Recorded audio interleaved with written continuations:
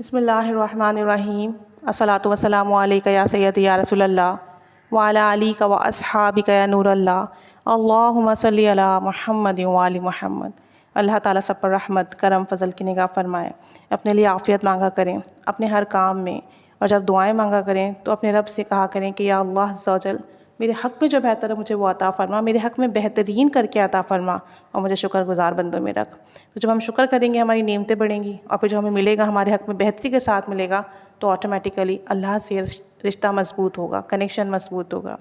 ایک بھائی بتاتے ہیں کہ کچھ ٹائم پہلے نہ نوکری تھی، نہ شادی کا انتظام ہو پا رہا تھا، نہ گھر والے ریسپیکٹ دے رہے تھے، نہ باہر والے۔ ظاہر سی بات ہے ایک مرد جب کماتا نہیں ہے، اخراجات پورے نہیں کرتا، فیملی کی ذمہ داری پوری نہیں کرتا، تو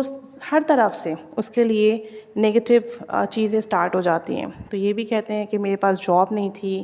فیملی کو کیسے سپورٹ کرتا اور گھر کے سارے معاملات کیسے ٹھیک ہوتے، کچھ سمجھ نہیں آ رہا تھا۔ بہت پریشان تھا، راتوں کی نیندیں بھی اڑ گئی تھیں، اپنے دوست احبابوں سے ملنا جلنا بھی چھوڑ دیا تھا۔ زندگی میں ہر چیز لگتا تھا ہر راستہ بند ہو چکا ہے، کچھ بھی صحیح نہیں ہو رہا تھا، ہر طرف سے ناکامی ہی ناکامی تھی۔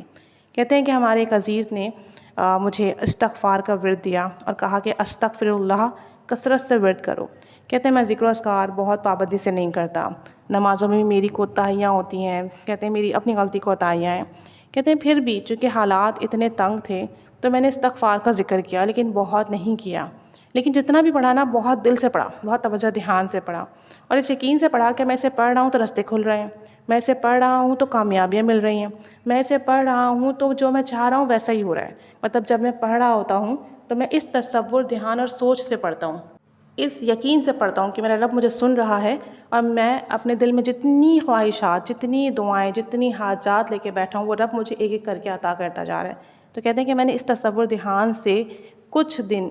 استغفر اللہ کا ورد کیا، اور آپ یقین کریں اسی پہلے ہفتے میں ہی میری جاب لگ گئی، اور جاب بھی بہت اچھی، اور اس میں فیسلٹیز بھی تھیں۔ کہتے ہیں جیسے میری جاب لگی میرے گھر والوں کا رویہ اچھا ہو گیا، عزت دینے لگے، خیال کرنے لگے، احساس کرنے لگے،